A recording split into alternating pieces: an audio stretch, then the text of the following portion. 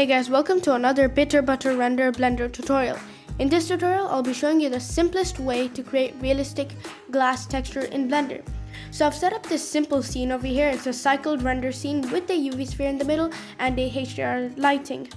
So first of all, we're going to go over here, click on the UV sphere and go into the shading properties, and we're going to add a new texture. Now you don't have to do this, but I prefer to so I can keep myself organized, and we're going to name this glass. And now, fun fact, we're not going to be using the Principled BSDF.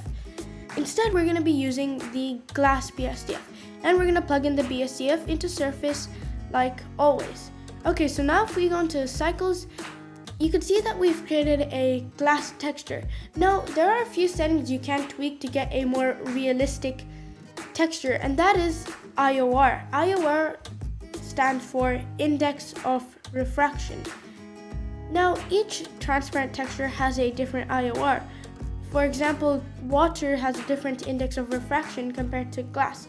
And for glass, the index of refraction differs between a value of 1.5 to 1.7. So let's just keep it at an average of those two values, and let's say it's 1.6. So that's it to get a realistic glass texture. But now let's say you want a frosted glass. Okay, you can see that I've added a plane to demonstrate the frosted glass. So if you're just making frosted glass, all you have to do is kind of tweak the roughness value a little, just like this.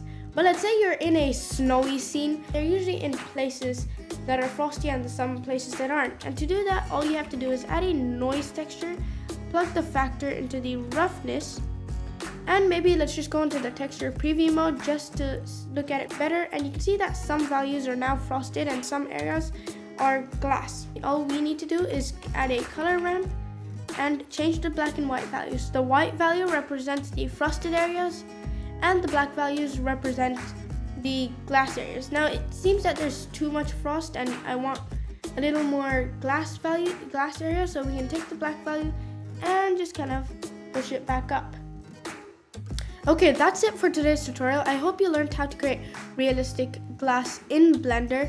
Make sure to subscribe, hit that like button and the notification button so you don't miss out on other tutorials just like this.